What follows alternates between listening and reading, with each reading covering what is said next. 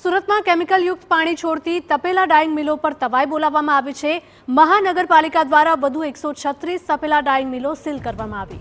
ઉધના અને લીંબાયત વિસ્તારની 136 તપેલા dying મિલો seal કરાઈ છે। તમામ તપેલા ડાઇંગ મિલોને નોટિસ આપીને કાર્યવાહી કરાઈ। બેદરકાર યુનિટ સંચાલકો સામે પણ કડક કાર્યવાહી કરવામાં આવી છે। ડાઇંગ મિલો દ્વારા ગેરકાયદે રીતે ડ્રેનેજ લાઇનમાં છોડાતું હતું પાણી।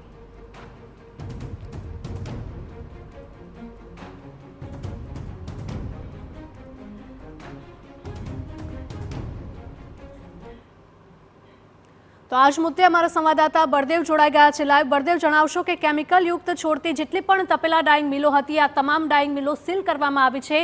आगळ शुं कार्यवाही थशे?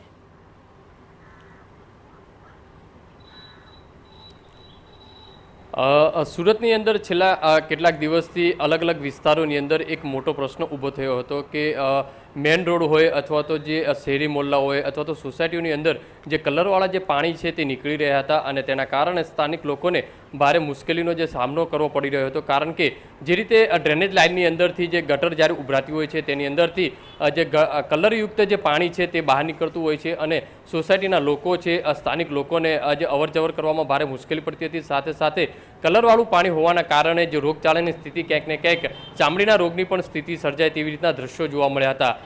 ચોમાસા દરમિયાન પણ ઉધના મેન રોડ પર આ રીતના દ્રશ્યો જોવા મળ્યા હતા અને સ્થાનિક ધારાસભ્ય દ્વારા આ બાબતે ઉગ્ર રજૂઆત કરવામાં આવી હતી અને મેયર પણ ઘટના સ્થળે દોડી આવ્યા હતા અને આ બાબતે ઉગ્ર રજૂઆત કર્યા બાદ જે મેયર દ્વારા કડક સૂચના આપવામાં આવી હતી કે જે વિસ્તારોની અંદર જે તપેલા ડાઇંગ મિલ જે ચલાવવામાં આવી રહી છે અને તેમના દ્વારા સુરત મહાનગરપાલિકાની જે ડ્રેનેજ વિભાગ જે ડ્રેનેજ લાઇન છે તેની અંદર જો આ કલરયુક્ત જો પાણી છોડવામાં આવતું હોય તો તેવા મિલ માલિકો સામે કાર્યવાહી કરવા માટેનું જે સૂચન કર્યું હતું ને તે દરમિયાન સુરતના અલગ અલગ ઝોન એટલે કે ઉધના, લીંબાયત, પાંડેસરા છે, ઊન છે, આ તમામ જે વિસ્તારો છે, કતારગામ છે, આ તમામ વિસ્તારોની અંદર સુરત મહાનગરપાલિકા દ્વારા જે સીલ મારવાની જે કામગીરી હતી તે કરવામાં આવી હતી। સૌપ્રથમ તો તેનું જે ચેકિંગ કરવામાં આવ્યું હતું જે ડ્રેનેજની અંદર જે ડાયરેક્ટ છે તે કલરયુક્ત જે પાણી જે તપેલા ડાઇંગ મિલના જે સંચાલકો જે છોડી રહ્યા હતા જે તે તમામ જે 136 જેટલી જે ડાઇંગ મિલ છે તેને સીલ કરવાની કામગીરી છે તે મહાનગરપાલિકા દ્વારા કરવામાં આવી છે અને સાથે સાથે સૂચના પણ આપવામાં આવી છે કે જો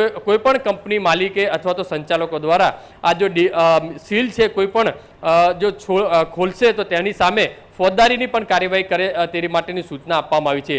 સૌથી ગંભીર બાબત એ છે કારણ કે જે રિફાઇન કરી અને આ જે કલરયુક્ત જે પાણી છે તે ડ્રેનેજમાં છોડવાનું હોય છે પણ 2 નંબરની અંદર કનેક્શન છે તે મહાનગરપાલિકાના અધિકારીઓ ક્યાંક ને ક્યાંક રહેમ નજર હેઠળ આ જે છે તે ચલાવવા દેતા હોય છે અને સૌથી મોટી ભૂમિકા છે જીપીસીપીની।